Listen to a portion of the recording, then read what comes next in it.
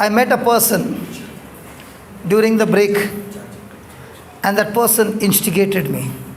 The person said, God has given you special powers, special blessings, because of which you can do these special things.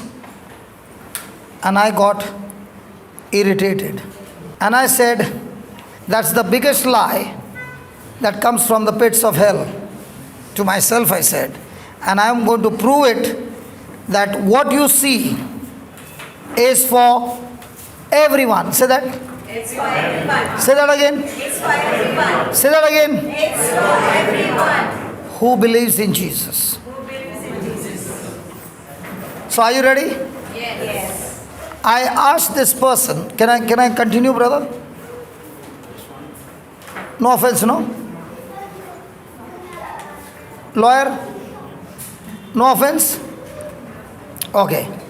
How many of you are staying in an apartment? Not bungalow, apartment. All those who are staying in an apartment, do you have a water tank on the top of the top terrace? Now, does the municipality supply you the water and the tank gets full? Now, when you are in the washroom about to take bath, do you see the water tank? No. Do you see the pipeline? It's concealed inside. Do you see a tap? Yes. Now, if you want water, do you turn the tap clockwise, anti-clockwise? Really? If you want water, do you turn the tap clockwise, anti-clockwise? What happens to a person who turns the tap clockwise? So ultimately he'll say there's no water in the tap. Now, is it his mistake or the municipality mistake? Because he's turning the tap the wrong side. Now, many of you came here turning the tap the wrong side. So when I'm preaching you the word of God, like doctor had a question, he did not have the answer, and therefore he asked the question. And I showed you in the scripture what is the truth. So your anti-clockwise got activated and clockwise got deactivated. Is that right? Now, when I showed you the verse number 17, oh, William is gone, huh? No, shifted. Somebody had mercy on me. Okay. 17, sorry. Now, look at this. 17th verse. Lawyer, can you read it please from there, please? Hey, no, you're going too fast. And these signs shall follow them, not all, a few of them who are utterly blessed. So you are saying God has blessed you more than others. But the Bible doesn't say that. The Bible says the one who believes more can open the tap more and get the baldi full more than a person who is getting dropped tabak, tabak, tabak, tabak. So when people stand in a queue and say, pray for me, the question is not about praying about you, but the question is, have you learned to open the tap? If I pray over you and your tap is open, tabak, tabak, tabak, then when will the bucket get full?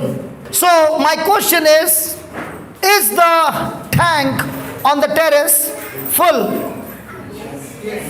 So when you go to have bath, do you call the municipality? Do you call them, please, can you open the tap and give me?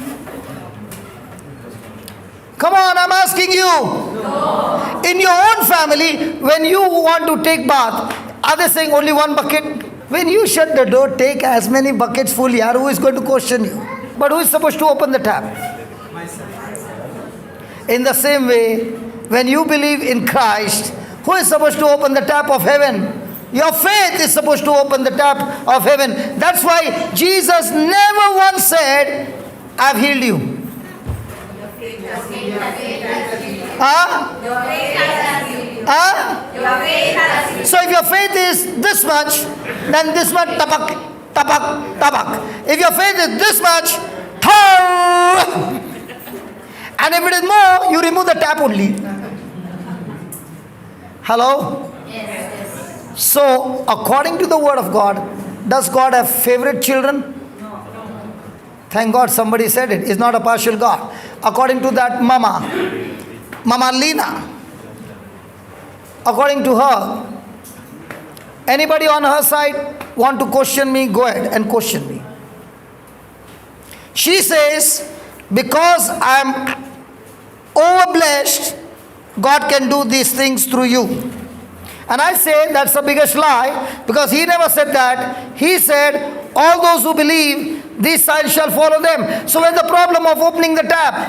How much are you believing? So if you're believing whatever he says, the tap is open and you will see the glory. Are you with me? Yes. But when you say few people are given, somebody will say you're disqualified. But that's not what God says. God says we are all qualified. All you need to do is learn to open the tap. How are you saved? Put that, Ephesians 2 verse 8. It is by grace are you saved through faith. Now, are you saved by grace? No. Are you saved by faith? No. You are saved by both grace through faith.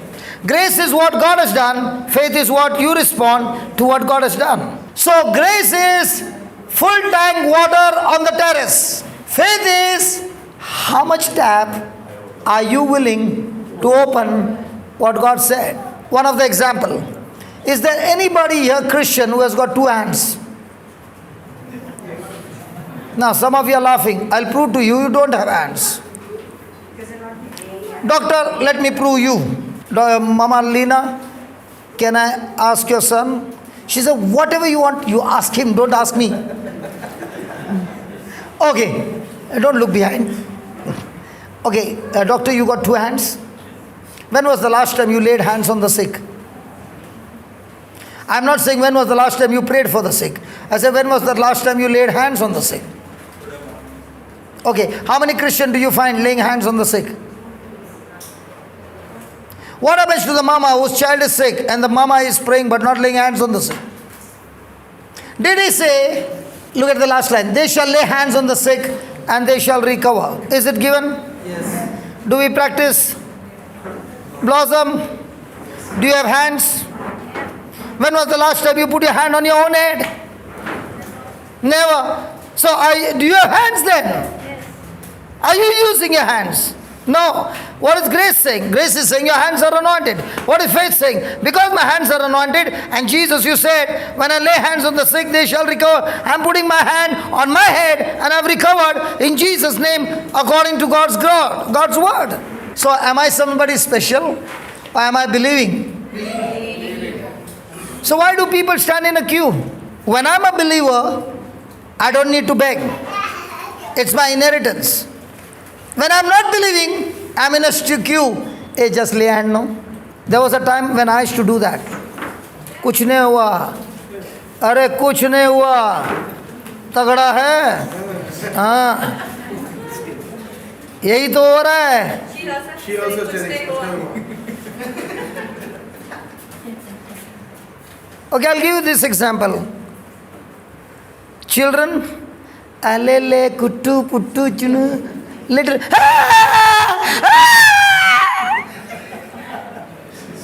और कामाटी का बच्चा देखा, कामाटी का बच्चा, कामाटी को क्या बोलते हैं? The construction workers who are working, laborers, and their children are where? In the mud. When the rain comes, which children are sick, doctor? The rich children. And what about the poor workers' children? Slum area? Nothing happens to them. Their immunity is strong. Yeah? How did it get strong? मिट्टी में खेल के strong हो गया है. I think for me, it is more than 30 years that I wash my hands. That I wash my hands before I eat. I don't wash my hand. The reason I don't wash my hand, it's seasoning like the, oh. Okay, the reason I don't wash my hand is because I need those germs every day in my body so that my body learns to fight. And people who are using that, they are the first one to become sick. Ask the doctor, either he a doctor, puchna. Why? Oh, sanitizer mar ke, all germs are dead. Now their body is what? Preparing for the That brother went from Kuwait. People who come from abroad, US, Europe, before they land Indian air, they are already sneezing. Why? The difference in pollution. And if they drink our water, gaya. But when we go there and we drink their water, nothing happens. Wrong बोल रहा है doctor, बोल रहा है मेरे नाम पे सब बिल फाड़ रहा है. Hallelujah. So it's all about changing your thinking from seen to unseen. Now I saw you come on a wheelchair. In your mind is, when this brother will pray, I'll get healed. In your mind is, God will heal me. Now are you thinking right or wrong? Huh? What I actually pray for myself.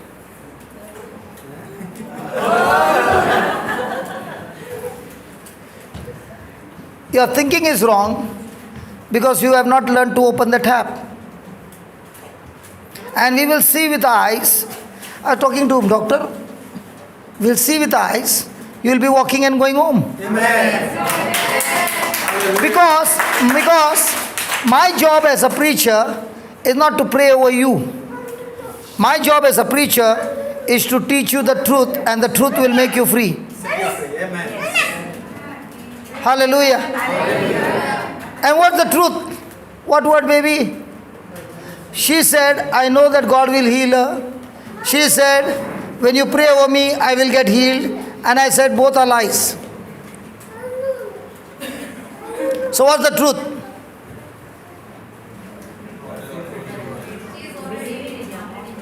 Because the truth is, when Jesus hung on the cross, He took all your sickness, all your disease, all the punishment. He took everything and became your substitute and died for you. And because He has paid the penalty, He gave you the receipt that says, by stripes and by His wounds, you were healed. Amen. Now, where's the power to heal? Where's the power to heal? My faith. Where is the power to get healed? The power to get healed in a body, where is it? Okay, let me show you some things. John 4, 13 and 14. Listen, sister. I want you to pay attention. And you will walk out of this place healed. Amen. Hallelujah. I can see the demons already screaming and saying, don't preach to her. Because it's by preaching you shall know the truth, and the truth will make you free. This is the story of a Samaritan woman, okay? I'm not telling you are the Samaritan woman, but I'm telling you this is what Jesus is talking to her and giving her the truth. So here is Jesus answering and said to her, whosoever drinks of this water that is in that well shall thirst. So have you ever drank water from the well? Yeah, you will be thirsty again. But whosoever drinketh of the water that Jesus shall give him shall Be in Him. never thirst. But the water that I shall give him shall be in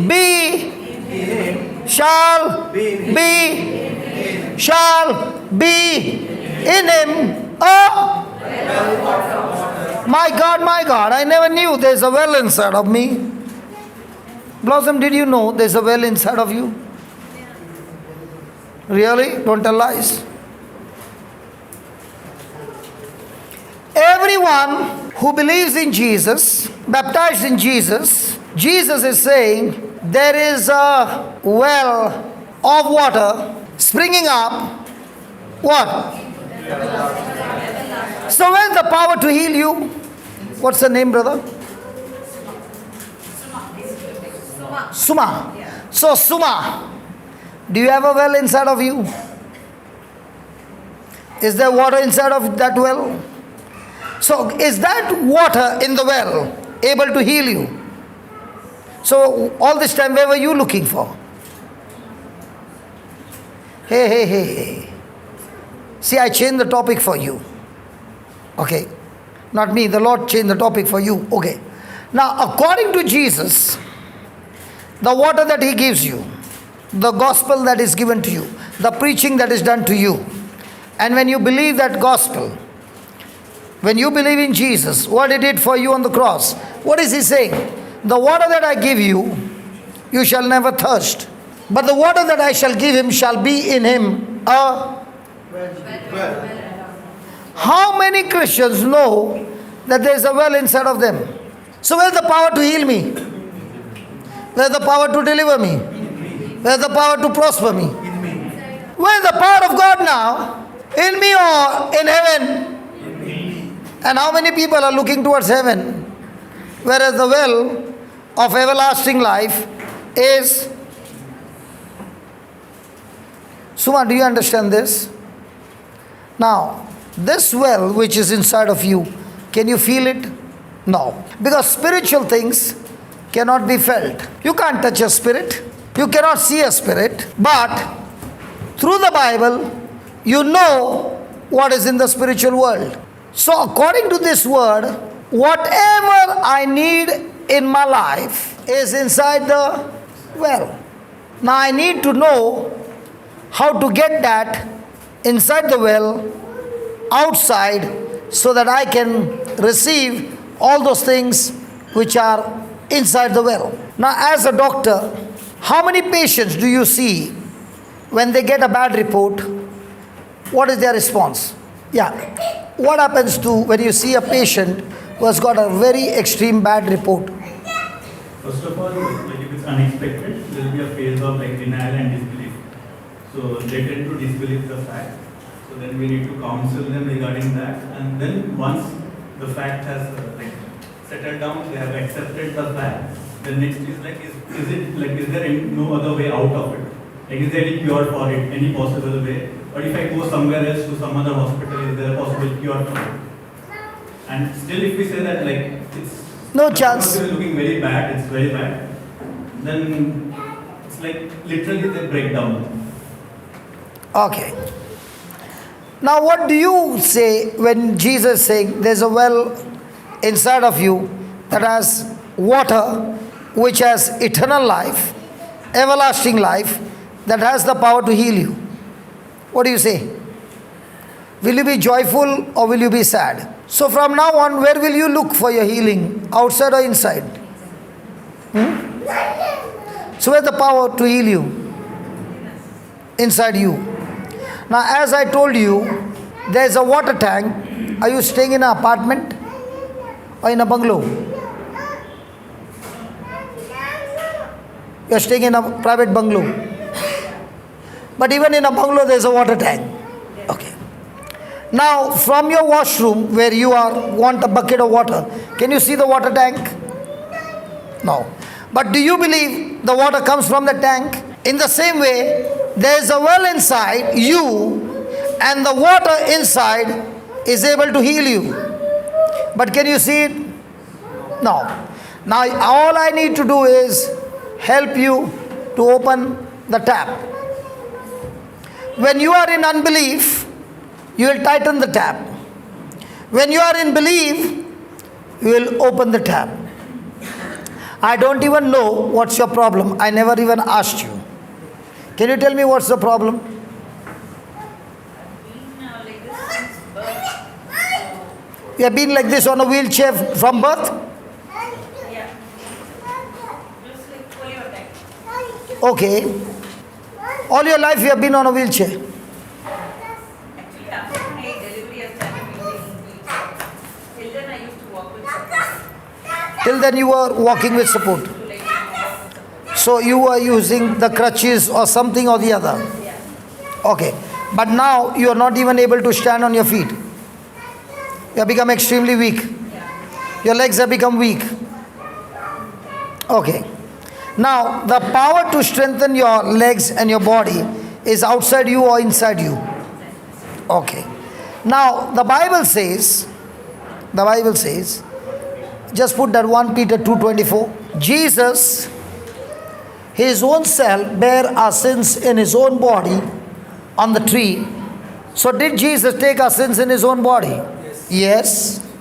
That we being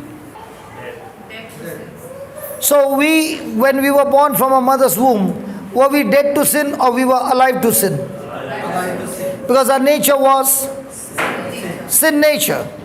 But now that Jesus took our place on the cross and he died in our place, he took our sin and has destroyed the sin nature, and therefore we being dead to sin are now alive unto the new life.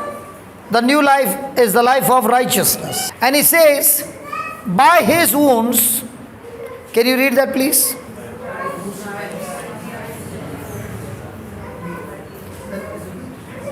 I can't hear you. The last line, by whose stripes. So according to the Bible, will you be healed? Will you be healed? Are you saying what the Bible, what you read just now? Yeah, just read it again. By stripes you were healed. So do you believe you will be healed? Read it again. By whose stripes you were healed. So do you believe right now Jesus will heal you? Yeah. Now is she tightening the tap or opening the tap? Tightening the tap. Why is she tightening the tap? Talking about the future. Because she is believing she will be healed. Now is the Bible saying she will be healed or she were healed? It is not the grammar that we are talking about. How would you respond when you would start walking? And that's what you need to believe. That's what you need to use your imagination. That's what you need to see it first, according to what he said. And he also said that the power to heal you is inside you. What do you say? God will heal you surely. Huh? I will be healed. You will get healed. Read that last line again. By whose stripes you were healed. So what are you saying?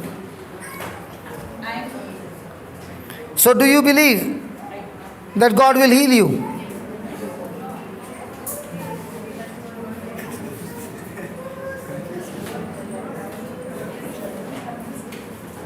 I'm confusing her.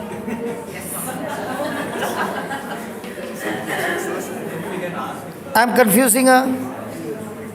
If I say you are a girl, am I confusing you? I'm asking you, are you confused? 4 of us are coming and saying you look like a girl. Now, will you get confused? Why not? Because you know. So when she's giving me 2 different answers, she doesn't know. Because if she knows, she'll stick to the truth and not the fact. And as long as she's stuck to the fact and reading the truth, she's wavering. And the Bible says, the one who wavers receives nothing from the Lord. Do you believe? Surely, God will heal you now. Husband can help her.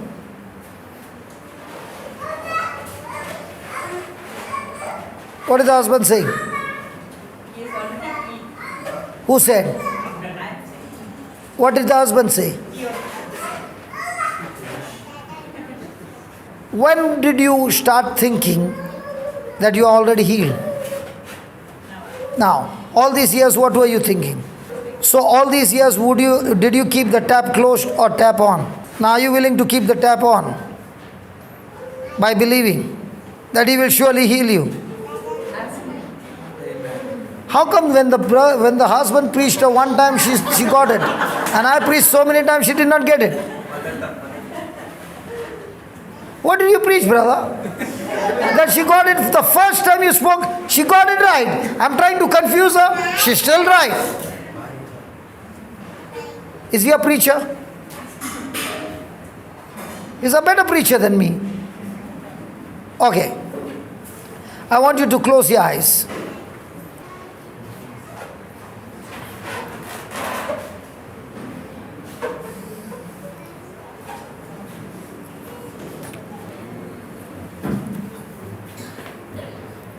Are you ready? Close your eyes.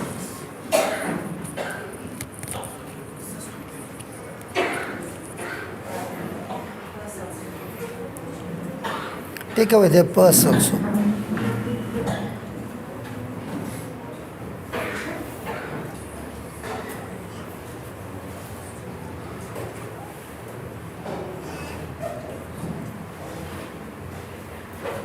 Are you able to shake your legs? The other leg? There's no strength below the knee. There's no sensation. I can sense, but I cannot reach.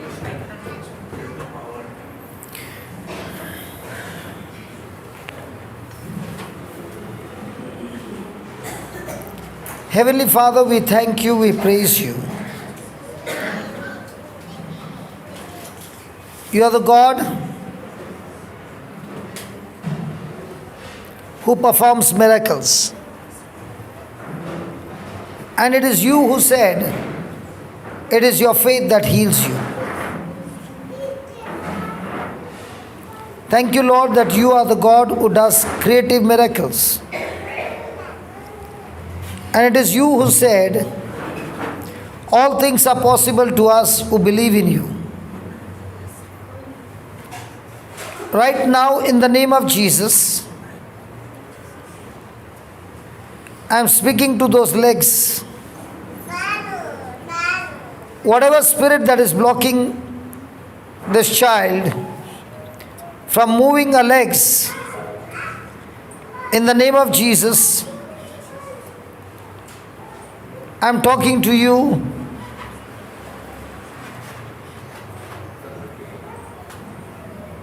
Yeah. Power of God. Move in her body that she is able to move both her legs. Yes. Yes. The toes being moved. Yes. The toes are moving. Thank you, Jesus. The ankle is moving. The knees are moving. Yes. Beautiful. Beautiful. There's a movement. Just remove that. Yeah. Yeah. Thank you, Lord. Thank you, Lord. Thank you, Jesus. Keep moving.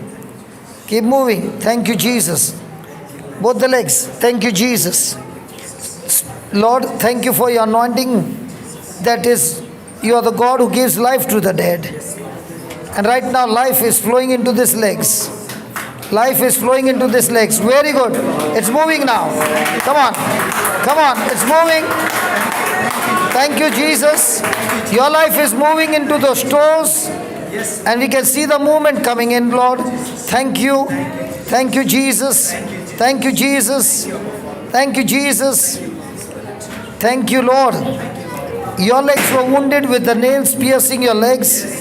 And Lord, by those wounds, the legs are completely healed. The legs are completely healed. Every organ in our body is completely healed. Thank you, Jesus. Thank you, Jesus. Thank you, Jesus. Father, you are the God who gives life to the dead and calls into being things which are not as though they were. By faith, we call healing, healthy, in the name of Jesus. Thank you, Jesus, for this movement in our body. In the glorious and mighty name of Jesus. Amen. Amen. Can you tell me what's happening? What's happening to this leg? This brain was moving by itself. It was moving. You did not see this movement before. Yeah, like it was, I could feel there is some movement. You can feel the movement now. And that's your homework from now on. You are no longer going to say, God heal me, but every day you will be continuously saying, thank you Jesus that I am already healed. Thank you Jesus. Say that. Thank you, Jesus. Close your eyes and keep saying that. Thank you, Jesus. Thank you, Jesus. I am already healed. I'm already healed. Keep saying that. Thank you, Jesus. I'm already healed. Thank you, Jesus. And as you say, the power of God is touching those dead muscles and giving life to them. Thank you, Jesus. I'm already healed. Thank you, Jesus. I'm already healed. Thank you, Jesus. I'm already healed.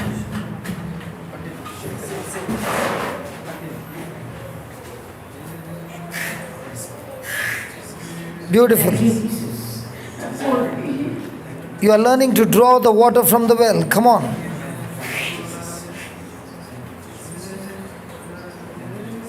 Thank you, Jesus.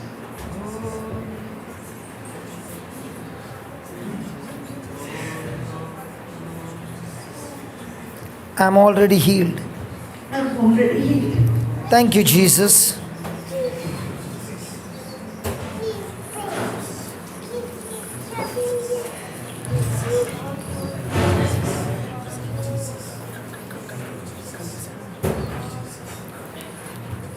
Thank you, Jesus.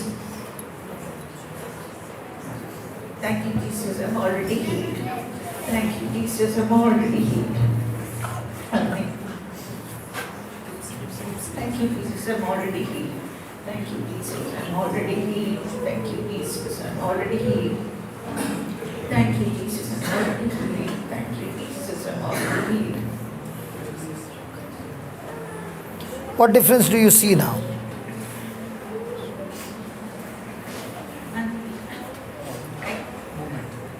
I can feel like, there is, it was like, when I was praying, the leg kept shaking by itself. So there was some kind of movement. Which you had never seen now for a long time. Yeah. Now things have begun to change. So can you do this every day? Okay? Now when you are saying this, you start imagining that your body is completely healed. Because that's how the creative miracle takes place.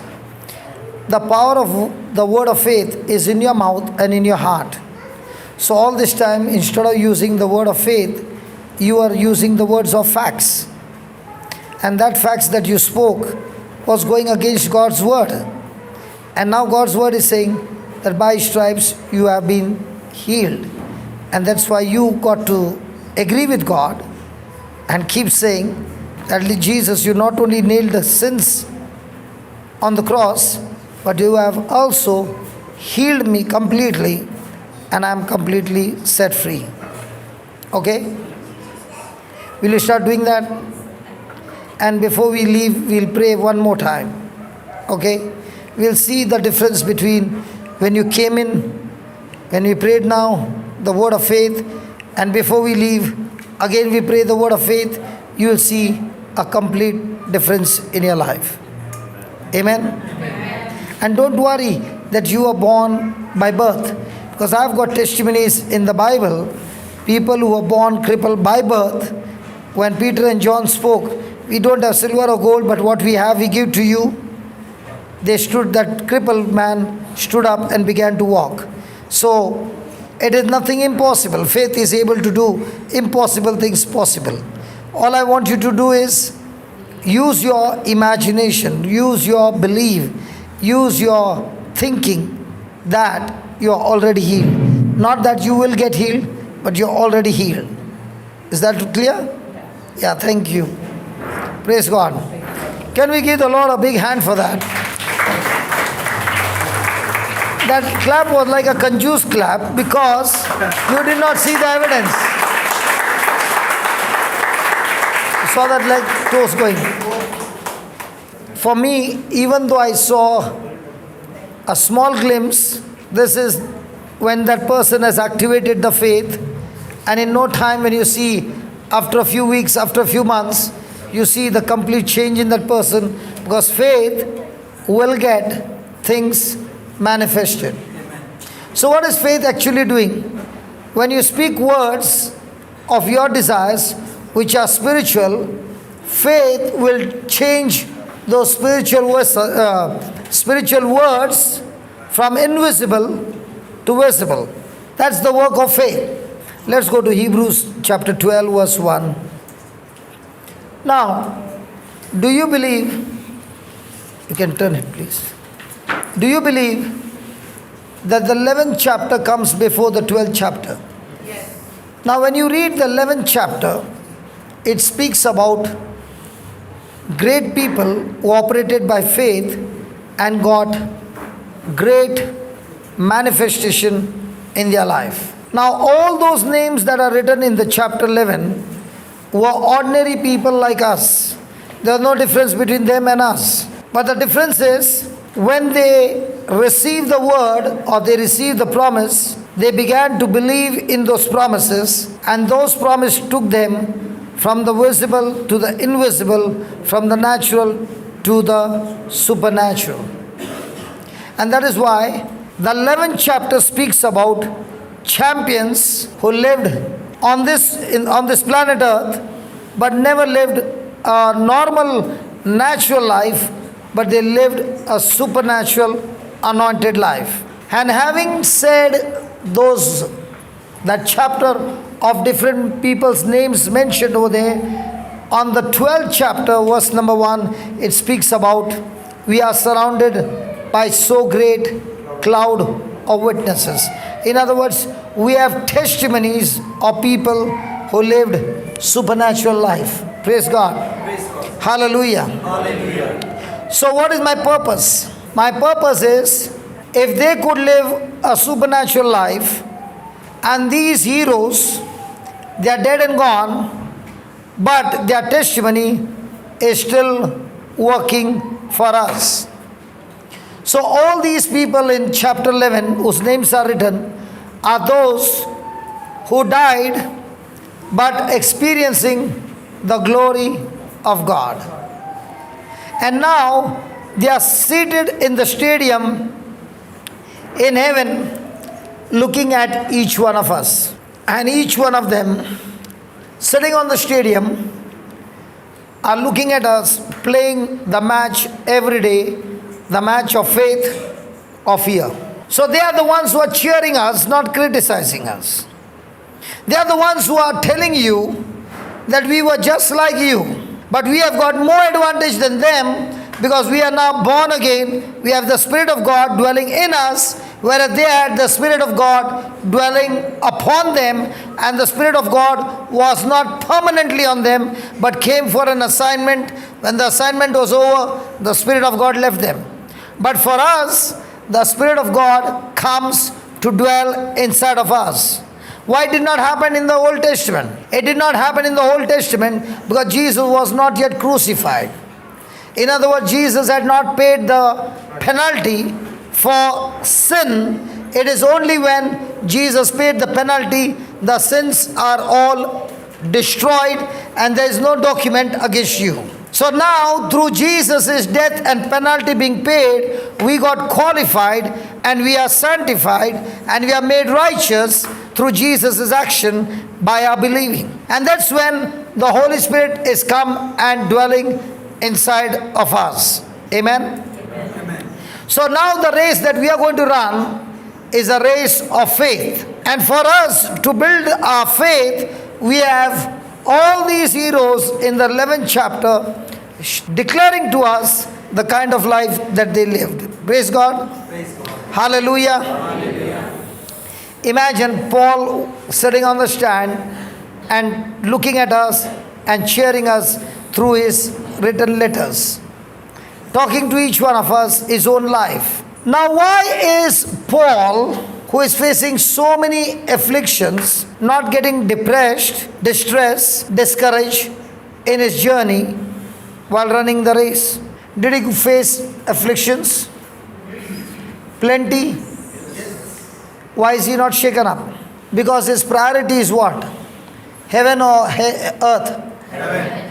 What is our priority? So when a person's priority is heaven, he is going to grow his faith thinking about heaven. Every day when he is taking decisions, he is taking decision based on heaven. When my priority is on earth, I all the time take decision based on my priority.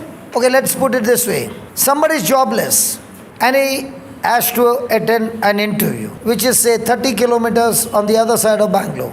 Now, will he go for an interview, Jeevan? Does the person who call him for the interview pay his traveling allowance? What about the day he took off in his office to attend the interview? They'll pay him. Okay, he took leave. But the person who has called him for the interview, does he pay him? After the interview is over, they say, congratulations, you did well. Please see that you come after 15 days for the next round. Next round he goes, do they pay him? No. Then comes the third round. Do they pay him? No. Now comes the final round. Do they pay him? No. And then they say you did not get the job. Now the 4 times that he went all those kilometers, 5 times, sorry, will they pay him? No. Then why is he going? Huh? So his priority was what? That he'll hope to get a job. Now the same Jeevan is saying to somebody, why don't you go there and pray for that person which is only 10 kilometers? Does he go there? That was 30 kilometers, this is only 10. Okay, forget 10, 5 kilometers. Does he go? Why is that person ready to go 30 kilometers and not 5 kilometers? So every day when your faith starts getting short circuit, please ask a question. Which way are you looking as your top priority? Heaven or earth?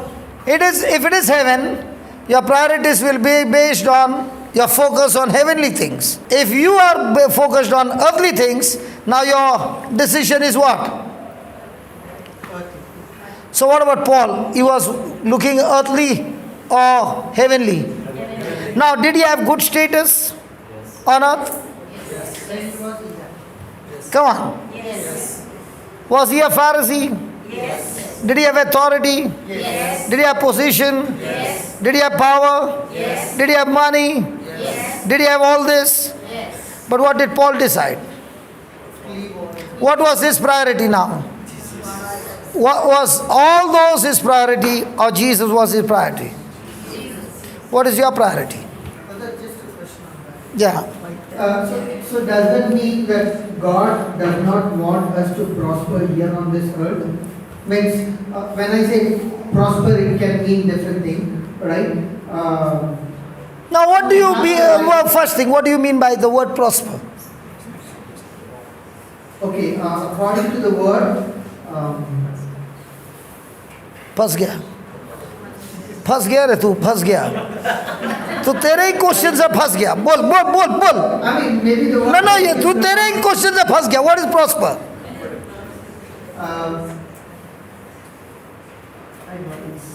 It's different according to the word and it's different. ए चल अभी ऐसा घुमा मत चल जल्दी से बोल what is prosper According to the word, prosperity means having.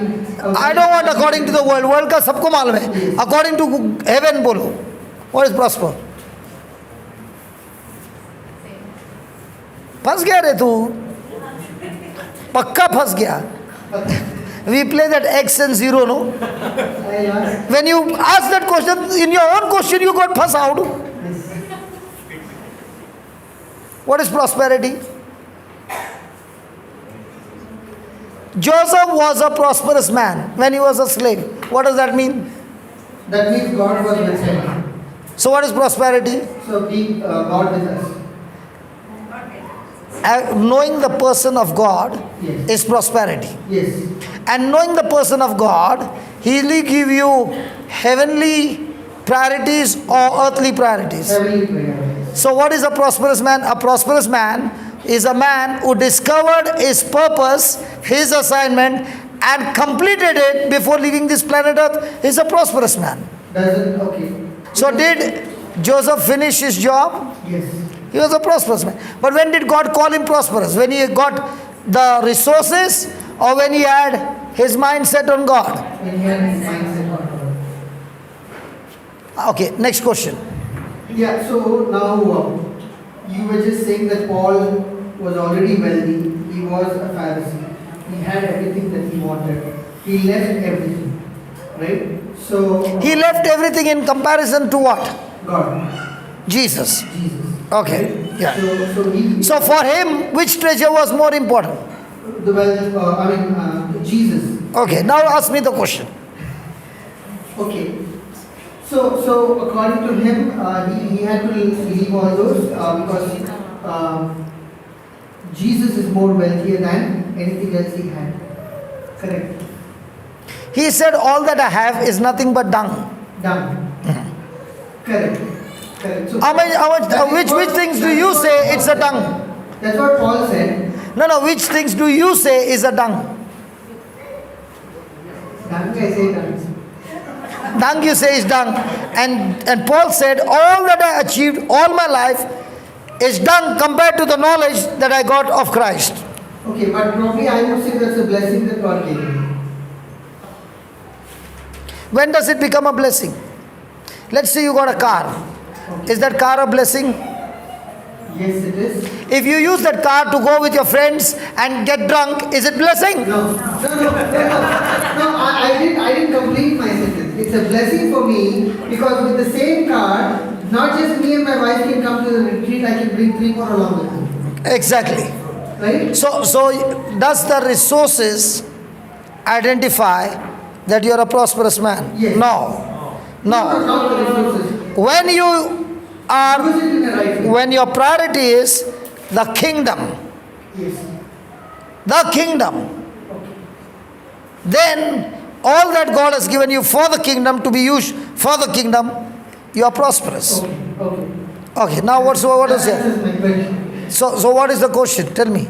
Yeah, that answers my question. No, that did not answer your question. Okay, I'll ask you a question. That answered my question. No, it did not answer. That's why I'm telling you. No, I think it answers my No, you have not yet followed what I said. question. When was Peter in fishing business? Yes. What about his friends? They were also in a fishing business. Did Jesus spend 3.5 years with him? Yes. Now what was Jesus' priority? To fish for souls. That they would continue his job. When he would Yes. finish his mission, Yes. they would continue the mission. Correct. Now when Jesus died, what did Peter think? I said it's done. He said it's done no good for me following Jesus. I'll get back to my old business. Correct? Did he go for fishing? He did go. But did he go alone? He took all of them because they did not have any other job. So all of them went with him to the job. Yes. Did they catch anything? Nothing. Okay. Did Jesus say, how many fishes did you get? Yes. What did they say? Not Lord. So what did Jesus say? Cast your net. Now did they get fishes? Yes. So many. Yes. So did Jesus help them in their business? Yes. He did. He did. Huh? He did.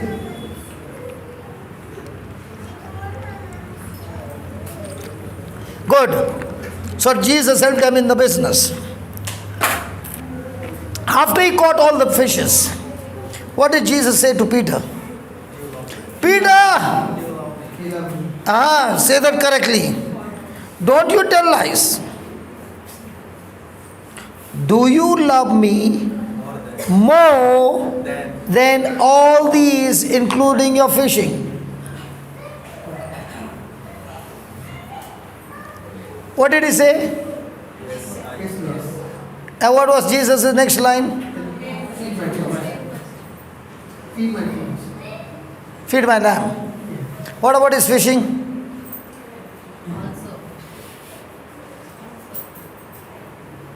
Don't look at your wife, you look at me. Feed my flocks, he said.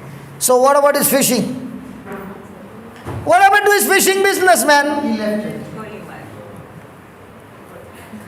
Now Jesus is asking you the same question. Do you love me, William? Yes, I do. And what is he saying to you? Feed my friends. And what are you saying? Lord, when I retire, I'll come back. We are laughing, no? No, I haven't asked. No, hold on. You are laughing, no? The real guts is for a person to say, Yes. Lord, I'm ready to follow you. Yes. When I shut my factory that night, when there was a conversation, because on one side my business was taking me half time, preaching was taking half time, and I did not go to Baroda for preaching because my job that I had to export, it had rained heavily. So my job got damaged and I stayed back in Bombay. And when they asked me, are you coming? I said no. Why are you not coming? It is raining. Now was raining really for which I did not go? Or was it my business that I did not go? So that night the Lord began to ask me, which one do you choose? Business on one side, me on the other side. And I said, Lord, I choose you. So he said, good. So what about the business? I said, tomorrow I'll go and close it. Is it easy? Children were in school. Is it easy? And I closed it. Do you know how many people called me fool? And when I closed the business and I went into God's business day and night, following what He gave me an instruction, I never knew that it would become like this. But I did know, the Bible says, seek you first, roti, kapda aur makan. काय का kingdom of God? Seek you first, roti, kapda aur makan. Tell me tomorrow where will you go first? Today is Sunday, tomorrow is Monday. Where will you go first? Seeking roti, kapda aur makan. क्योंकि वो ऐसा concrete के जैसा छप्पा बैठा है, dam का दीवार से भी मजबूत है. Because there is fear. If I go seeking the kingdom of God, who will feed me? And what did Jesus say? Seek you first the kingdom of God and His righteousness, and everything else will be. So you are running after roti, kapda, aur makan. I am running after the kingdom, but I am getting more than roti, kapda, aur makan. I am telling you about my life. I am not talking about others. There are many who are doing full-time ministry, but they are still financially broken. But there are genuine people who are running after the kingdom of God day and night. They never have lack. I am doing it for the last 14 years. I have never had lack. I remember when I started my journey with God, I did not have money to even eat food. But when I began to seek the kingdom of God, day and night, if you ask me, what do you do the whole day? Seeking the kingdom and working in the kingdom. And nobody has got anybody over me who can tell me, you have to work overtime. I set my own schedule. And when I set my schedule, I am working more than you. You are working in the office, I am working free choice. But my choices are bigger than yours. And I've learned one thing, that when I'm seeking the kingdom of God, I'm not seeking anything from you.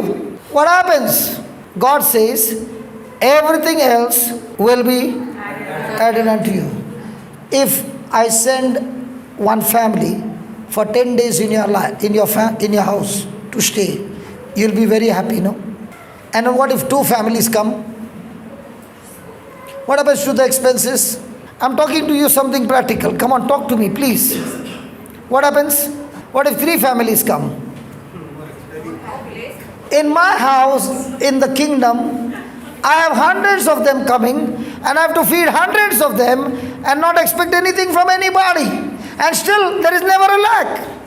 Why?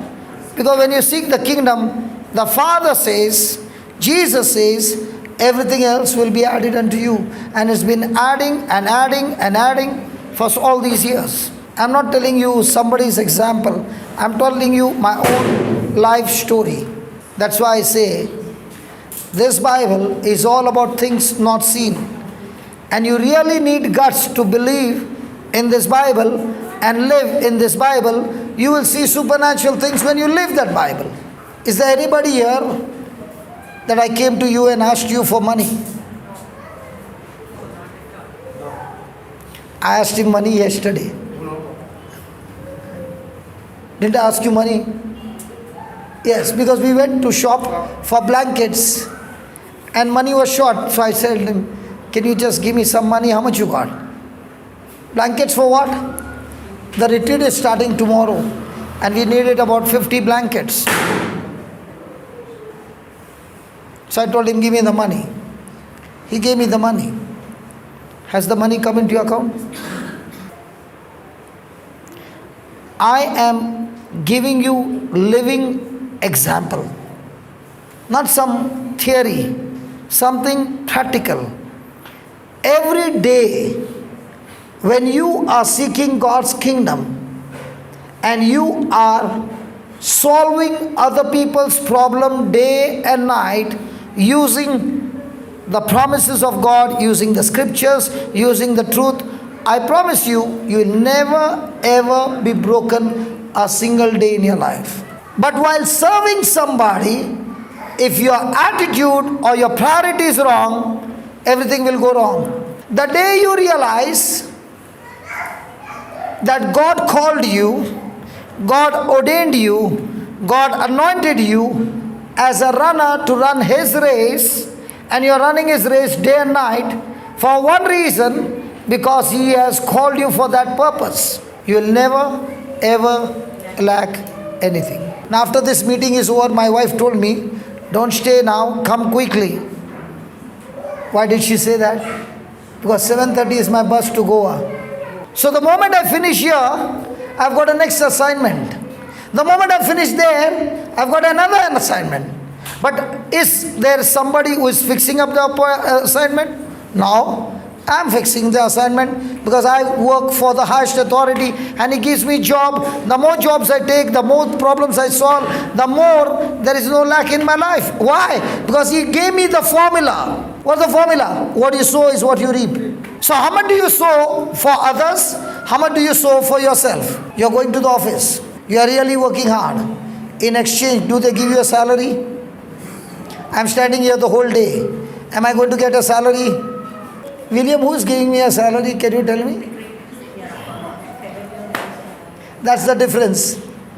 You get a fixed salary, I don't get fixed, I get unlimited. And when He gives me, He also keeps a watch. What am I going to do with that? What He has given me. And when He sees that I'm using the resources that He has given me to bring more and more souls in the kingdom of God, He can trust me with bigger amount. Did He say a steward that He can trust, He will give them even more bigger? Yes. And what about the stewards that He has given and the steward is blowing it in the world? Will the Lord trust him with more resources? Say that again, I like that. Say that, say that. You will take away all that. Yes. Praise God. That's why when God blesses you, it's very dangerous. The most dangerous time in a person's life is the day you get your blessing. You know why? Because when you get your blessing, you go crazy. Yes.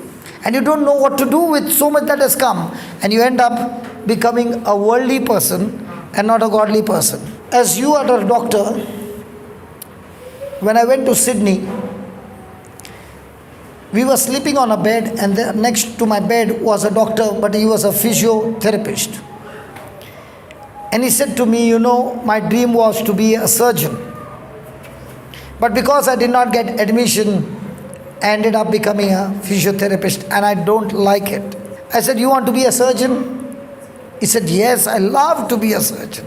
I said, so that you can cut people and get more money. He said, no. I said, give me one good reason. Why do you want to be a surgeon?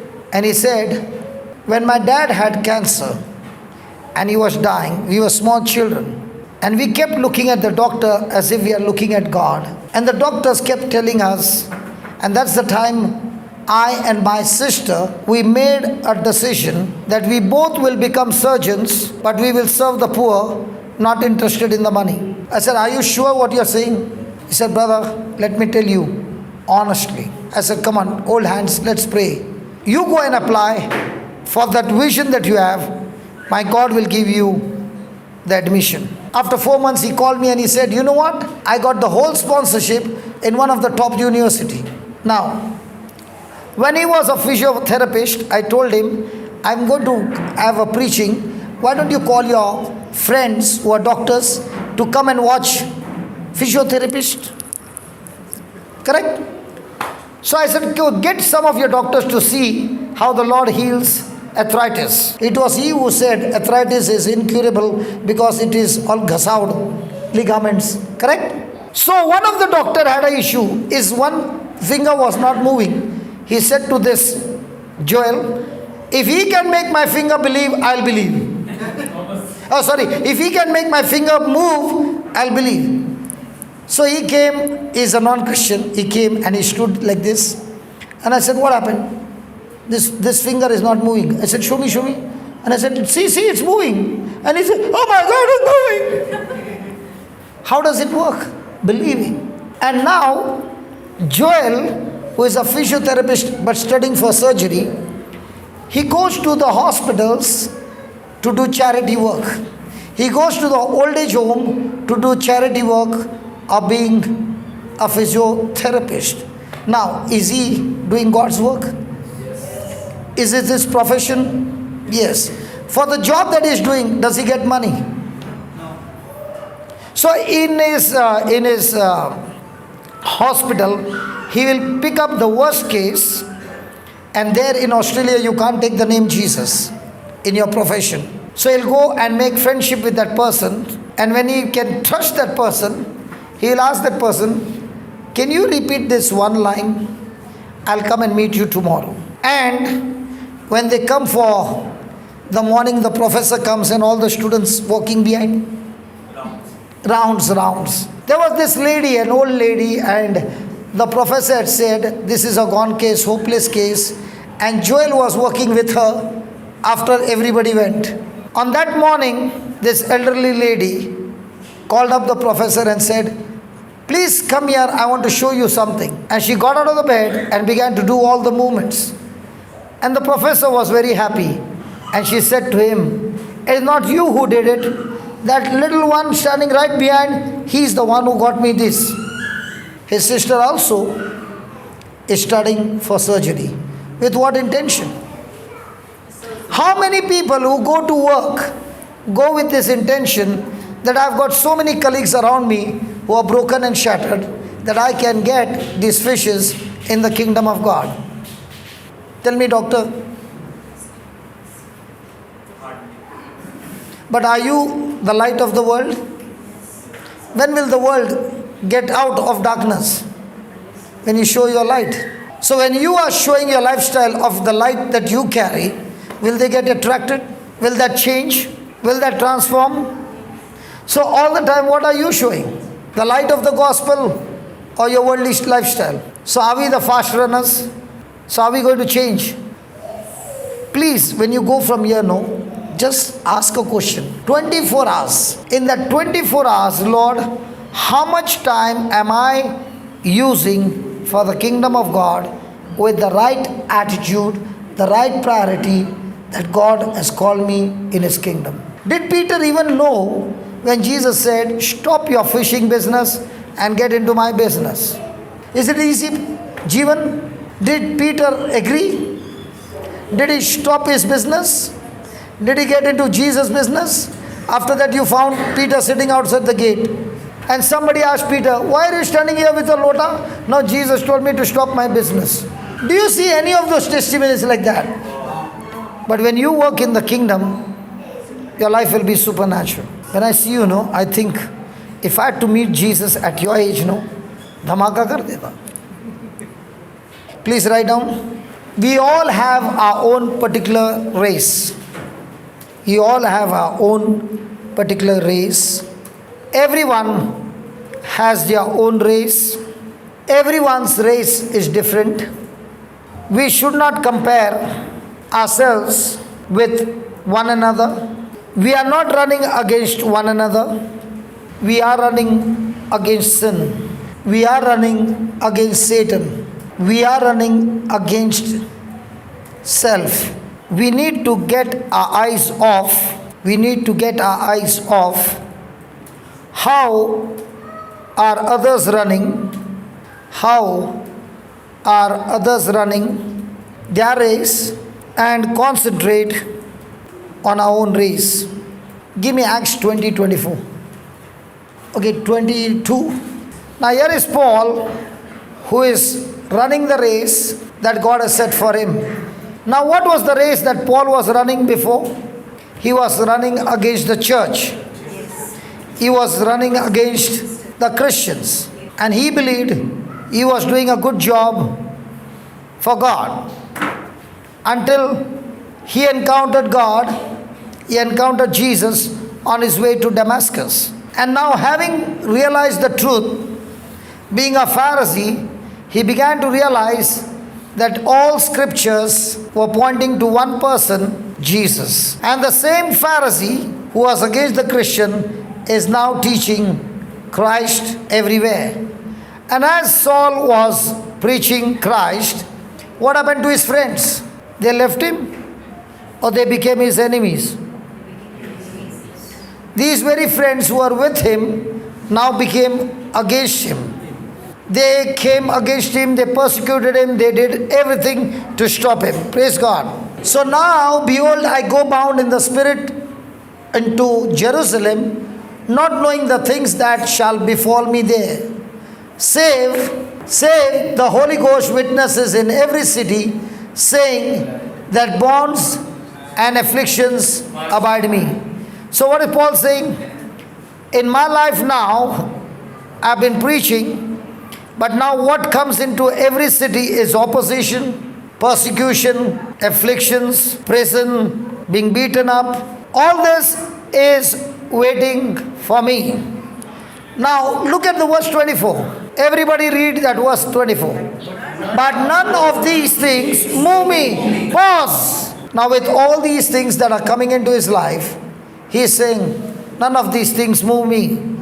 Why are these things not moving him? Now if somebody has to persecute you, somebody has to accuse you, somebody has to insult you, somebody has to even beat you, will these things that are coming against you move you? Why is it in Paul's life that none of these things move him? His priorities have changed. In the same way, in our lives, why are these things moving us? It is your priority that decides the quality of your faith. If my priority is to go to the tribal areas, to go to the sensitive areas, will my faith be shaken when I go there? But what happens to a person who has been in the city and is transferred into a village? Will he be comfortable or extremely comfortable? Huh? Why? Why is it that when those girls went to those villages, as I was sharing, they are from the city and they had no bathroom, no toilet, and yet they were rejoicing, going by the riverside, doing their job and preaching the gospel? Why did they cry and say, next time please send us to this place? Why? Why were they not shaken up by these situations? Their priorities changed because they began to realize that by coming here and sharing the gospel, they could see so many people's life being changed. So what are your priorities? If your priorities are wrong, can your faith work? If your priorities are wrong, can opposition move you? So Paul is saying, all these things are waiting for me, but none of these things, what? So if you are shaken up, what is the reason? Your priorities are earthly or heavenly. So you need more prayer or you need to change your priority. None of these things move me, neither count I my life. How many of us love our life and our life is dear to ourselves? Neither count I my life dear unto myself. How many of you love your life? And Jesus said, the one who loves his life will lose it. And the one who loses his life for my sake will find it. So when you love your life is what? Selfish or selfless? So what is Paul saying? Do I love my selfish life or do I love the selfless life that I'm going to exchange with my selfish life? So how many of us love our life? And if you love your life, you cannot finish the assignment that God has given you, because your life will never allow you to go into that direction. There are so many seated here whose potential and assignment is so very big, but they have not yet started even getting into the race, because their self is not going to allow them to get into the race. Because when you want to get into the race, the first thing comes, what's going to be my benefit? Who wants to go there and take all that insult and abuse and beating for preaching the gospel? Lord, take my neighbor. When you sit with those priests who are missionaries, in their young days, the kind of persecution that they had seen and their parents had seen, they begin to tell us their stories. I like to sit and talk to one father whose dad was a great missionary. And because of his missionary life, he could not stay in a village. He had to stay in a jungle because there was a price on his head. And the children had to stay in the jungle. And the children saw the missionary life right from childhood, that all these children became priests and nuns. So when you sit and listen to their adventurous life, you begin to imagine, what am I doing in the city? When the Lord touched me at the age of 33, and as I began to grow in the Lord, I began to say, God, my backlog is still of 33 years. I wasted my 33 years.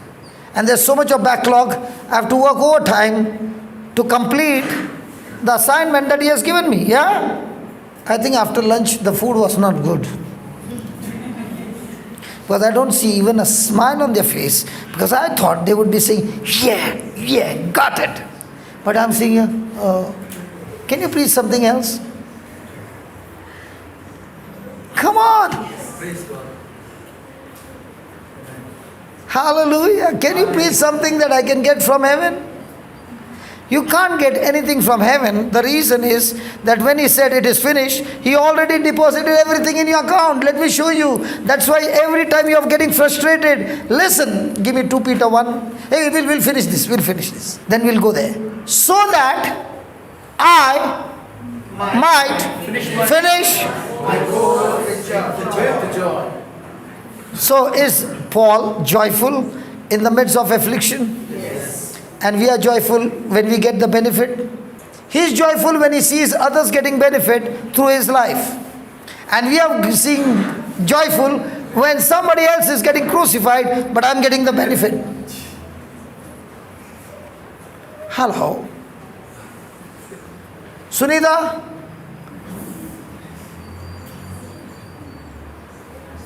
She said, don't talk to me. So that I might finish my course with joy and the ministry. so has everybody got a ministry? See that? Ministry of reconciliation. So do we all have the ministry of reconciliation? Yes. Are we all ambassadors for Christ? Yes. Just as God was working with Jesus and telling the people to repent and come into the kingdom of God, has God given us the same ministry? Yes. Is God working with us in the same ministry? But are we practicing this ministry?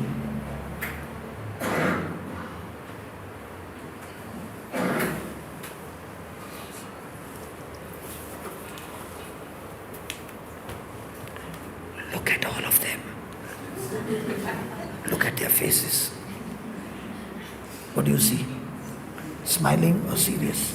Serious. And I have to preach to them. There is no encouragement at all. Can you get encouraged looking at their face? Do you think they like this message or they hate this message? Hard to tell. They got no expression. No expression. Hard to tell. No expression. You don't know how much I go through. Praise God. Neither count I my life dear unto myself, so that I might finish my course with joy and the ministry which I have received of the Lord Jesus to do what? Have you ever heard people come and give testimony? Yes. What is their testimony? Oh, they got healed. Then financial breakthrough and got married. That's not your testimony? Yes. Then God blessed with the children. God blessed with children. Then And how many of them are like Paul, who are going around and giving the testimony of what Jesus has done for us on the cross? Whenever a person comes and gives a testimony, what God has done for him, I look at that person and feel so sorry for him. Because even though God did so much for him, how much is he doing in the kingdom of God for others? And all of us clap hands. Somebody got cancer and somebody got healed of cancer. Everybody claps their hand. And after he got healed of cancer, where is he? Living the same old life. How many selfish testimonies you see and how many selfless testimonies you hear? Because we encourage people for selfish testimonies. And we also put their poster with their photo of selfish testimony. That so those who are watching it and reading it, they also become selfish, blessed life. Doctor, you want to say something? Are you not in a dilemma of what I'm talking? Come on, doctor, talk to me. Doctor, just give him the mic. He's saying, I got my questions answered. Now when I'm going home, he has given me a big question mark. What am I doing in St. John? Yeah, doctor, tell me. What testimonies do you hear? Like people getting healed, like the hospital most common is what we people No, I'm talking about different retreats and different things. people Yeah. getting healed, people getting married, relationship issues getting sorted out, people conceiving, financial breakthrough. That is all about them. Then, That's what that's about. hey, that's an incomplete story, man. The real story starts after experiencing Jesus and the testimony. What did you do? No, we don't hear about that. In school, you were running 400 meters relay. Did you take part? No, nothing. That's the balloon. Okay. Did you take part? Yeah. Now, I ran and gave you the baton. After that, where did you go? Give it to the next person. But looking at this testimony, where did these people go? And we clap our hands for this testimony. And you will also come and say, there's a super testimony. There's a lady by the name Sumitra. Okay? And she was suffering from cancer. And she got healed. I said, what are you going to do now with your healing? She said, I would love to preach to others and get them healed. So I said, I will change your name. I'm going to put there Sumitra Cancer Killer. And I'm going to give you once a week the platform to bring those people who are suffering from cancer and using scriptures to kill that cancer and teach them now that you have killed cancer, you also be a cancer killer, teaching others how they can kill cancer and live a new resurrected life. So every week she'll be bringing different people, last stage, middle stage, start stage, any stage, killing cancer and coming out victorious for others to be encouraged that we can live a victorious life. Praise God. Hallelujah. Hallelujah. Because the anointing that has healed me is the same anointing that I can use now to heal others of any kind of sickness. It's given in the Bible. I many times I think, Lord, if you had not changed my mind, when I got healed 25 years back, I'd have gone back to the business and I would have come back and said, God blessed me with so much business. That imported car, that's mine. That one is mine. And that one is mine. But the day I die, I leave them here. Yes. But Lord, you gave me a treasure of heaven that when I die and I go there, millions of them are waiting there in heaven and saying, thank God for coming and preaching the gospel. Hallelujah. Which one do you want? The treasure that you're going to leave here, which is corruptible? And that imported car also, you are in Bangalore driving and one bike fellow goes karrr. By the time you open the door, he's gone. Now you're looking at the door. Karrr. Not possible? Now to remove that karrr, how much you will have to spend? Pocket also becoming karrr. Yeah, tell me. Doubt. Very good. No, especially with regards to this verse, like here a ministry, what exactly do we refer to? Like, is it supposed to be a ministry only if we are a missionary of God? Or even if in our regular lifestyles, we are carrying out our jobs in the name of Christ, following the Spirit of Christ, we are still doing that. Let's say for the example of Mr. Joel, whom you spoke about. So he was not exactly a missionary in the strict sense of the term, the literal sense of the term, but he was still carrying out the word of Christ. He was doing it out, he was operating out of love and faith. He was spreading the word. But sometimes I feel it like it might be contradictory because I don't remember the exact verse where it's mentioned in the Bible, but it's written, you can't serve two masters at one time. Mammon! You can't serve God and mammon At the same time. at the same time. One and hate the other. Yes. So is it possible to have like a kind of like a balance where No way. Because mammon comes from the spirit of darkness, who is going to give you the promise but never deliver the promise. He is full of lies. And most of the people get under the spirit of mammon. Mammon speaks about greed. It speaks giving you false promises. And you fall into that temptation, and you fall into that lust, and you fall into all that. And then you see that the delivery that you got was not from the kingdom of God, but from the kingdom of darkness. So every day the challenge is mammon giving you promises that God gives and tells you the same, but a twisted promise with lies in it and delivers destruction. so like is it necessary that only by being a missionary we can extend salvation? Okay. Give me Matthew 28, the last 19. Can you please read it? Go ye therefore and teach all nations, baptizing them in the name of the Father and of the Son and of the Holy Ghost, Then, teaching them to observe all things whatsoever I have commanded you. now is this a commandment only for the preachers and missionaries? Like if we take it literally, it mentions What do you mean by literally? it mentions about baptizing. So like as far as I know, technically we don't have the authority. It's like only the priest who can baptize. Okay, what about... Does it actually, my question exactly is this. Like by baptizing, does it mean baptizing in the literal sense? No, just put it Or above. inspiring people to follow. Now, what comes first? Baptize comes first or teaching comes first? Teach all nations. Teach all nations. Now, how many people are seated here and they don't even know what is baptism? I guess everybody here is a Christian. I guess. Now, do you mean to say I knew all this? When I was living a life in the club, when I was in the street, gang fights and all those things, my whole life, do you mean to say I knew all this? You knew everything of your profession? No. Did you have to learn? Yes. So the person who is seeking in the kingdom learns the system of the kingdom, and when he learns, the Lord serves him with everything that he needs, and now that he is learning, he goes and teaches somebody else what he has learned. Now, can a 5th standard boy teach the kindergarten child A for apple? Yes. So, can somebody teach somebody who doesn't know anything of the Bible?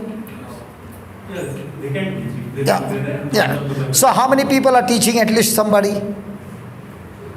Now, you came for the retreat, you learned something. Are you going and teaching somebody? If we were teaching somebody, then the next week when the meeting comes, that person is bringing that somebody and saying, instead of you listening from me, why don't you listen directly? Why is it that every week you come alone? Because you have never got anybody who is in trouble. Or you never shared with somebody. Because there are no people who are in trouble. That's impossible. That's important. You know, when I would go and Father Jose would teach, I would record everything inside, and before I go home, I would find somebody on the street or somewhere and go and teach the same thing, and they would think I'm a big preacher. Same like Brother Walter. Yeah. So when I learned something and I'm preaching something, now what is happening? The two-edged sword is going into my heart first. And by the time I'm doing it over and over again, my life has changed. And after some days, that person is saying, hey, you spoke those things, it changed my life. And as I began to practice this every day, I did not even know when I became a preacher. I still don't know. So is it given to everybody a command to teach. Yes. What about baptizing? Baptizing them with the If you are in the church, you follow the church authority. But there are times, now when I'm going in February, Chhattisgarh has got converted from the last 150 years only. Because there was a law, any Christian entering Chhattisgarh would be shot, killed. So Christians could not come in. Priests could not come in. So there were people, common people, who went to Jharkhand and they were catechists. They learned from the priest, they came back to the village and began to teach the villagers all that they learned. It was not the priest that converted those people, it is the catechists that changed people's life. And that's why even today the catechists are the ones who are making an impact in these jungle tribal areas. So now the bishop said, in the month of February, I want you to take this catechist and give them 1 month training so that these catechists can go and bring fire in the tribal areas. Amen. Hallelujah.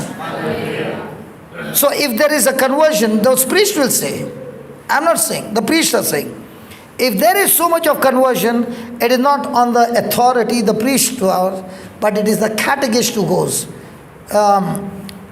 Florida's father, there are priests who cannot reach inside that jungle. Either he will take, or the catechists are the ones who are having every Sunday mass.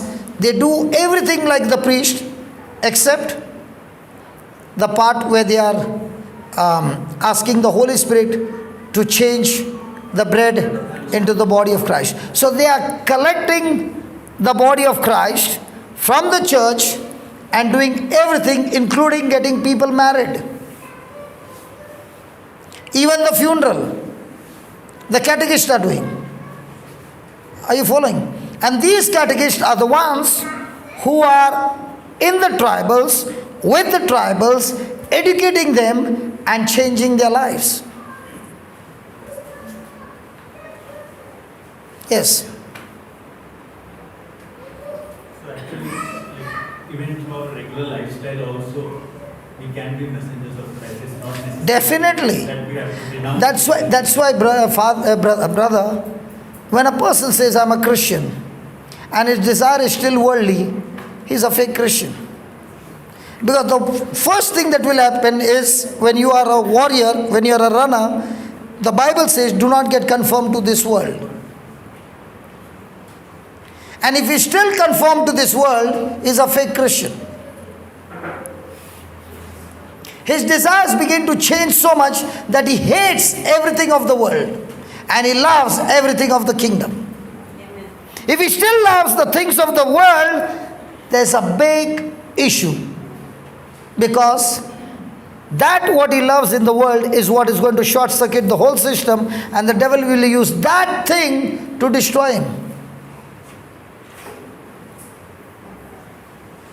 So the first thing that takes place is the person starts hating everything that he loved in the kingdom. I'm a businessman. What does the businessman love more than anything?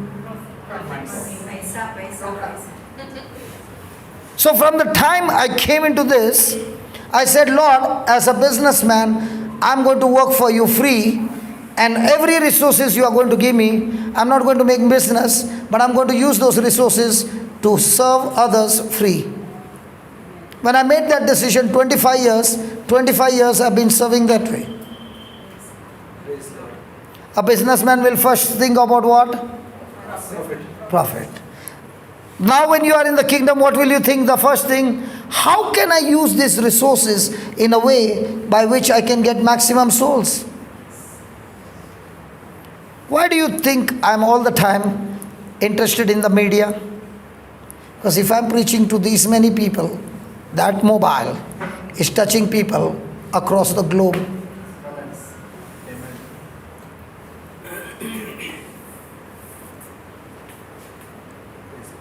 There are so many of you who are at home, not going to work because your spouse might be working. But how do you use the currency called time? You're working? Okay. There can be others where a single person is working. Possible? Yes. Now, how is the other person using time? If the other person is using time in the kingdom of God, from the other person will come the resources. I've got some people who are working in the kingdom. As they are serving the Lord day and night, in their account, the money comes 6-figure in a month. And then the person will show me 6-figure, and I'll show you where I've been sowing the 6-figure figure in this month. And then the person will say, next month you'll see me, again the figure starts multiplying. Why? But that's how the system works. When you believe what is written here, and you apply what is written here, you will see the glory of God manifesting not one time, all the time. And that is the challenge. It's not a one-time journey. It is an everyday journey. The top thing that affects people is what? Money. What is that changes priorities? Money. How many of them give top priority to the kingdom of God, and how many people give top priority to money? Which one do you find more? And what about the Christians? Sorry? Doctor, what are you telling me? I'm talking about the Christians. My answer is the same. Sorry? My answer stays the same. Even if you are a Christian. If that's what we see. You are shocking me. That's the harsh reality. And what about the early church? What was their top priority? No, it's supposed to be. No. I'm asking you the real facts, numbers. What about the early church? What was their top priority? The money or kingdom? Which people were able to change the world? The people whose top priority was kingdom or the money? We have got all the gadgets and everything. They had to go walking, but still, which changed the world? They change. Why are we not able to change? Because our focus is wrong. Our priorities are wrong. Priorities are wrong.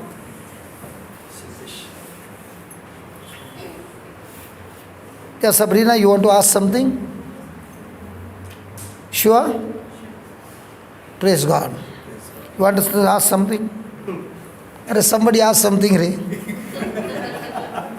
Brother, there are still many in, say, if you medical field as well, right? So Just give him. we know there is so many who's also being touched, who's received the word and their life has changed, who's in the medical field, and they are still now in the same medical field, all right, serving for the kingdom of Yeah, God, definitely. right? Where You know the charismatic David? David, uska surname kya hai? David is stuck. Ah. Yes. When he had to make that decision, whether he was working in Oracle, whether he wants to continue his job or start moving into the kingdom. So he told me, I want to make a decision. I said, come for the retreat in Goa and spend some time there. By the time the retreat was over, he said, I got my answer. I said, what's your answer? I'm going and resigning my job and I'm going to go into this field. Now, at that time he was confused. He made that decision. Today, what is he doing? Now, did he quit his big job? Did he get his priorities right? Yes. Now, what is he doing? Touching so many people through doctors. And so many doctors who are working with him, giving their service absolutely free. And not necessarily Christians. There are more Hindus and other religion than the Christians. When I went to Varanasi, there's this priest. He said, I want to open a hospital, brother, because there is so much of money that the poor people have to go through. So there was a house, residence for the priest.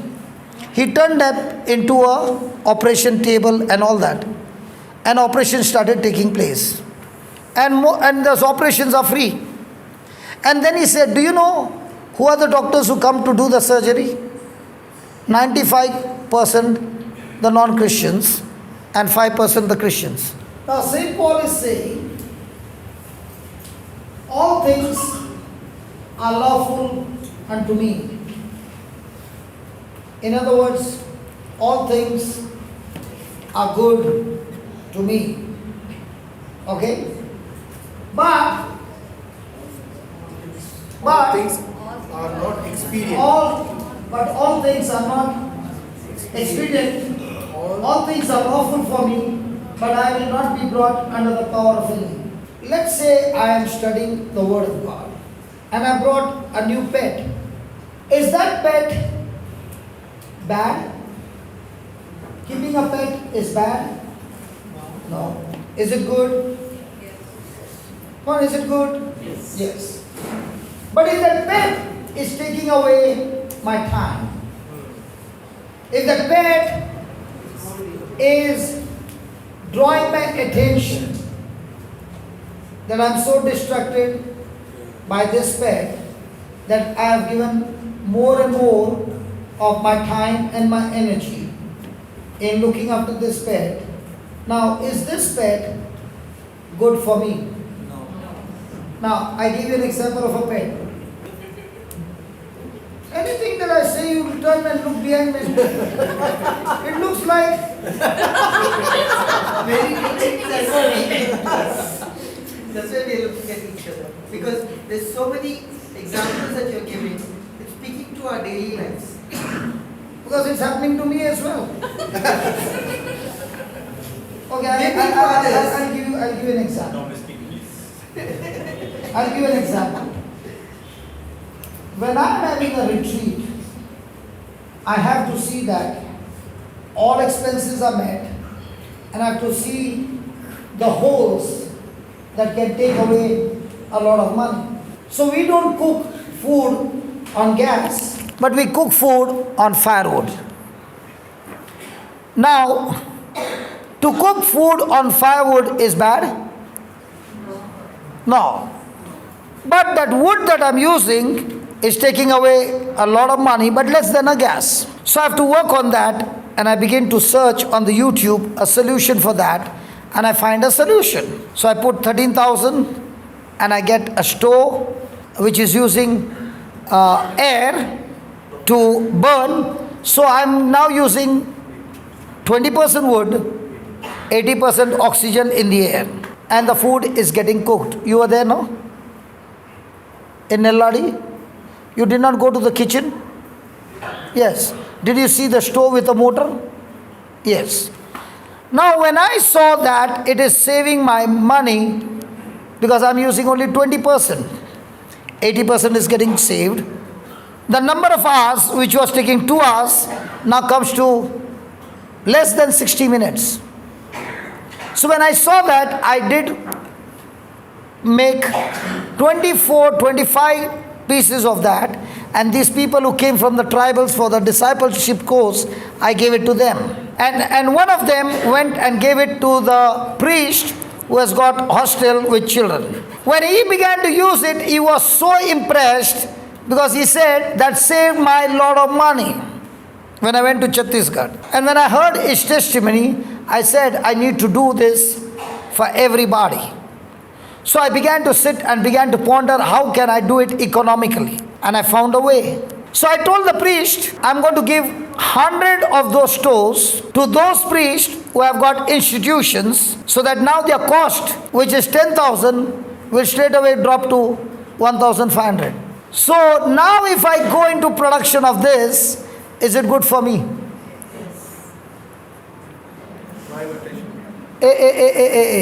Please listen. If I spend time in doing this production, is it good for me? No. I will be brought under the power of that production. So I spoke to the priest and I said, Father, I need a place. Will you give me? What for? I want to make 100 stoves, which I will give free. He said, surely. Will I be able to keep a machine? He said, yes. Will you give me a worker on salary who can do the welding? He said, yes. I said, my job is done. I bring the raw materials, by courier. The laborer is there, I pay him a salary. I design everything and I give it to him. Now, the production has started. Now, do I need to pay attention over there? No. But my skill that God has given me in machine work, have I used it for the betterment of the kingdom? I'm talking to you. But am I paying attention there? No. I've designed it, I've done it, and I've given it to them. Now, who's doing the production? Somebody else. Now, in this, is the kingdom saving a lot of money which can be used for better purpose? Now I'm going to Ranchi, okay? And the father said, let's give them buns. I said, the tribals, when they eat, father, you know how they eat. The 2 buns will not be even a starter, like they have drunk little water. You don't even know where it goes. The tribals eat a lot of food. And I said, if you give them 2 buns, it will not be. So what have you decided? I said, I've decided to give them pulao. He said, the crowd will be 1,000. I said, no problem. We can feed them all. Because we got a burner, a stove, which can do that job in no time with less expenses. So now what have I come to? Everywhere I go for a retreat, I take 2 or 3 stoves, give them as a gift, use them to make huge food, cheap in cost of cooking. And what happens? They are also happy because they had good food. I'm also happy because the stove got used in the kingdom. Now what is all this helping? The kingdom of God. And what do you do with the stove? When I leave it to the priest and say, you can go and donate it to some institute, they will begin to use it. So is it anything in your life that is distracting you, that is drawing your attention, that is stopping you to walk with Christ? Then that thing which is good is now stopping you from going in the direction of God, but you are brought under the power of those things. Now, let's take an example. Jesus said, I'm going to Jerusalem. Before he said that, he said, who do you say I am? And Peter said, you're the Christ, the Messiah. And what did Jesus say? Hey, Simon, Simon, son of Bar-Jonah. Flesh and blood did not reveal it to you. My Father revealed it to you, and therefore you are Petros. Did he say that? What would have happened to Simon Peter? Who is talking to me? The Heavenly Father. And 5 scriptures later on, Jesus saying, I'm going to Jerusalem, where I'm going to be handed over to the authorities where they are going to kill me. What does Peter do? Peter rebukes Jesus. Can you believe that? It's given. Peter rebuked Jesus and said, I will not allow you to go there. What did Jesus say? Yes, name is Satan. Why did he call him Satan?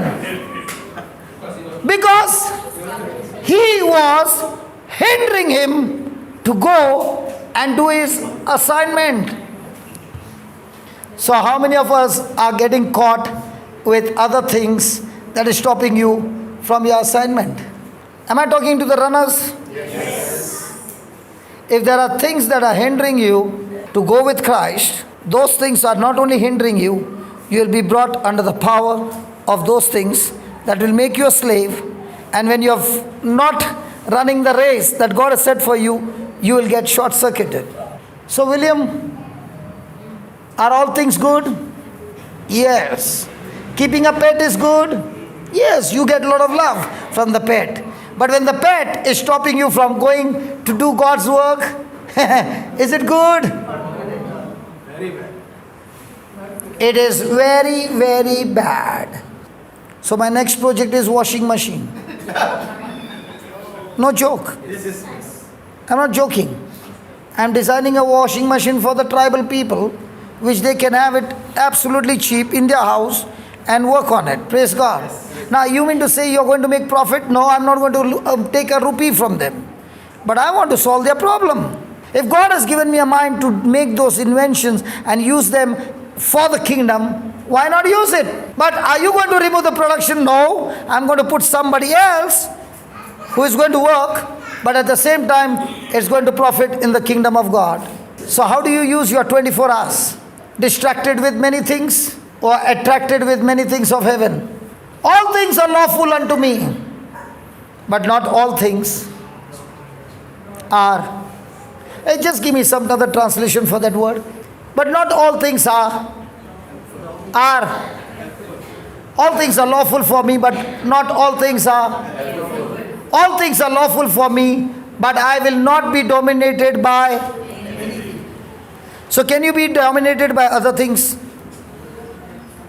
That is why I keep to my calling, that God has given me the job to preach. When the day is over, you will not see me in that same place. At night, I've taken a ticket. When everybody is sleeping, I'll be at the bus stop, I'll be at the railway station or at the airport. But I will not be in that same place. As soon as this is over, you'll see me gone at the bus stand. Why? Because I want to use the night to travel so that in the morning I'm there. The last time when I went to Indore, that person who invited me said, how are you going to come? I said, I'm in Mangalore, and from Mangalore I'll fly to Bangalore, from Bangalore I'll fly to Ahmedabad, and from Ahmedabad I'll fly to Indore. By morning 4:30 I'll be in Indore. By 8 o'clock I'm at the service. Why is it happening this way? Because I have a passion of love for those lost souls, that I can win them if I reach on time. And that is why when your priorities change, your action begins to change. If your priorities is of this earth, then your actions will be earthly. If your priorities are heavenly, then by the time you finish your race, there are millions whose lives have been changed by your priorities. Okay, I'll give you some points and then we can get into the praise and worship. Praise God. Write down. If I'm going to run the race, then I have to prepare to run the race. Have you ever seen any athletics who are running Olympic games that they don't practice but they go around telling everybody, pray for me? Huh? And they're still getting the medal without going around telling everybody, pray for me. They are preparing, working hard for it. Christians are the only ones who don't work hard, but they work hard in telling everybody, pray for me. I find it really uneasy. And those who are praying also are saying, don't worry, I'll pray for you and everything will be all right. One lady came and told me, brother, I failed 4 times in driving license. Please pray for me that I get license. I said, I will never pray for that. Because if you get license and you don't know how to drive, you will be killed, but with you, how many people will be killed? She was in Dubai. And let me tell you, in Dubai, if a driver makes a mistake on Sheikh Zayed Road, at least 80 to 100 cars will be going flying like a rocket. Because those cars are going at 140, 120. And if this lady from the right is going to the left, she's gone like a football. But how many cars are going on flight? She did not like me. Then I had to explain to her, listen, they are failing you in the test because they don't want you to make a mistake for your own good. Because if you don't learn the system, you are dead. But along with you, how many people are dying? In India, how do they give signal?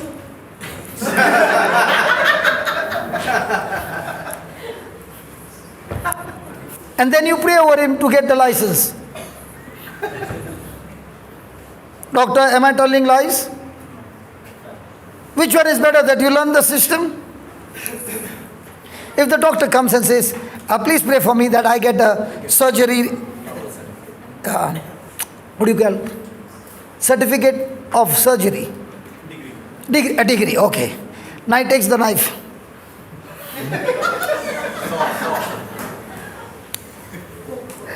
How many people will die, man? Do you need to learn about doctor? Can you go around telling everybody, pray for me? No. Please open your eyes and learn the system in the kingdom of God. You will no longer live like a beggar. You will live like a believer, the child of God, enjoying the inheritance of heaven every day. Open your eyes. That's why Jesus said, those who have eyes, those who have ears,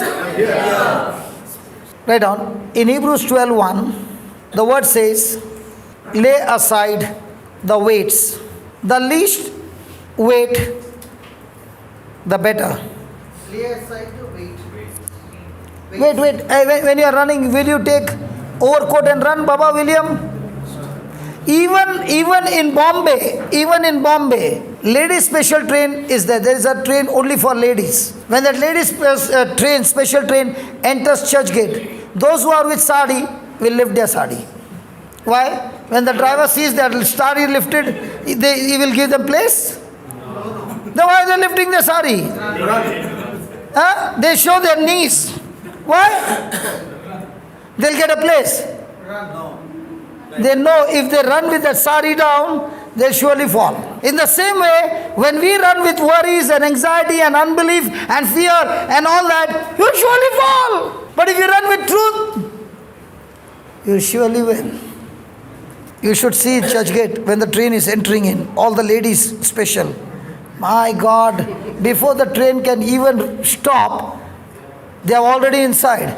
They are more stronger than the gentlemen.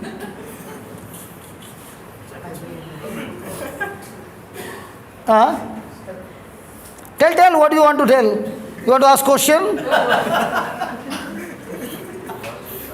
He wants to ask question, why do they wear sari then?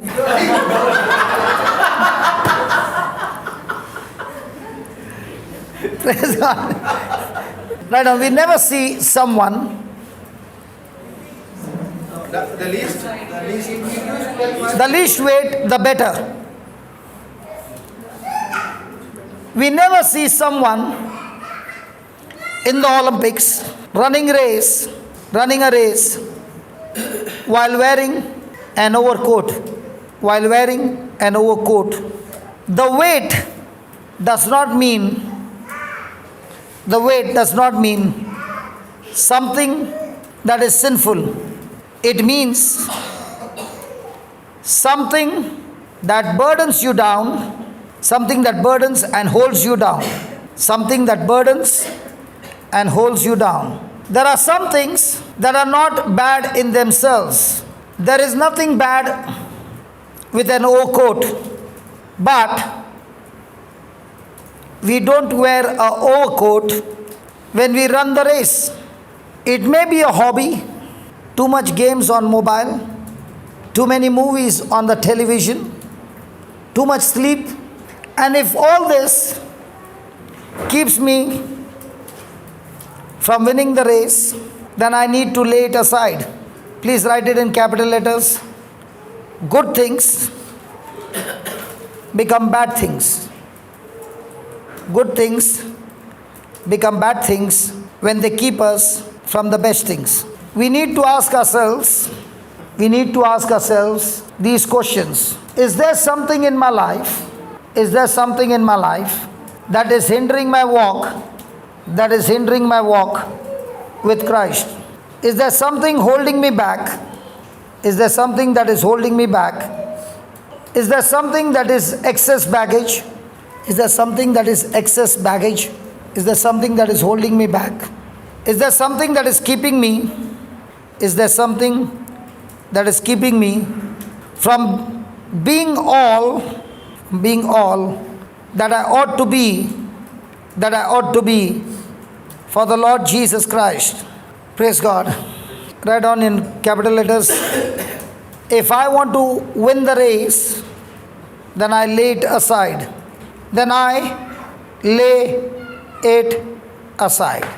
Is this common? Hello, am I talking to the Christians? Is this common? Yes. So are we carrying extra weight like this that is blocking you from running the race that God has called you? And then you begin to wonder, how come those who started behind me have gone ahead of me, and I'm doing this thing and I'm doing that thing and I'm doing this and that and I'm active in all that, but I don't see the promotion in my life? Ask a question. What are the things that are keeping you away from the race that God has called you? Praise God. Praise the Lord.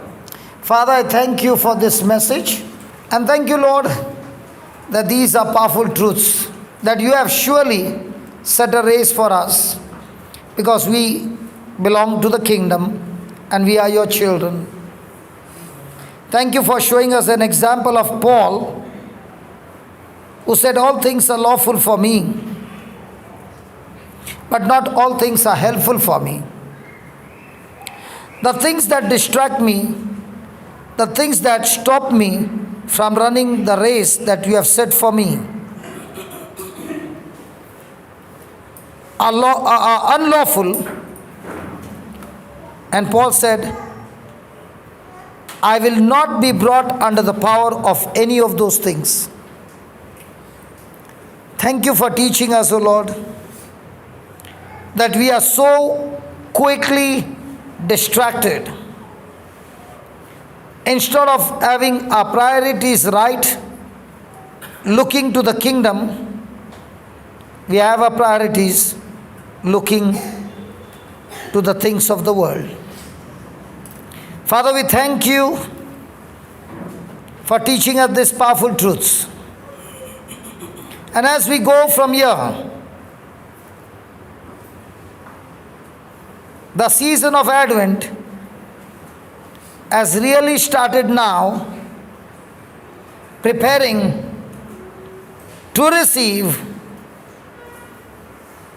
all that you have planned for each one of us. Thank you for teaching us that we need to run this race with patience, with endurance, perseverance, and never quit. Thank you, Lord, that these seeds that have been planted, Lord Jesus, you said that you will serve us. Thank you that each one will receive your service by faith, and receiving your help and your service in keeping the commands that you have given us. We will not only be victorious, we will run the race to the finishing line with a crown of life that we shall receive as we finish the race. Thank you, Lord, that there are great and mighty runners who are sitting here who did not know the truth, and with ignorance they were stranded for all this time, but now, knowing the truth, they will never ever waste the currency called time in their life, but use that time currency in investing all things that are of the kingdom of heaven. Thank you for teaching us these powerful truths. And as my brothers lead us into worship, Father, I thank you that all that we heard, let it begin to manifest, and let the seeds that are planted in the heart be sowed strongly by you, Almighty Holy Spirit, bringing forth the manifestation of the harvest. I thank you, I praise you, Father, that the retreat is not over, it has just begun. And when we meet again, I will see the fruit that comes through the preaching and teaching of the word. Thank you, Lord, that every kind of unbelief, every kind of wrong teaching has been cast out, and the truth has been planted in the lives of your people, producing an amazing harvest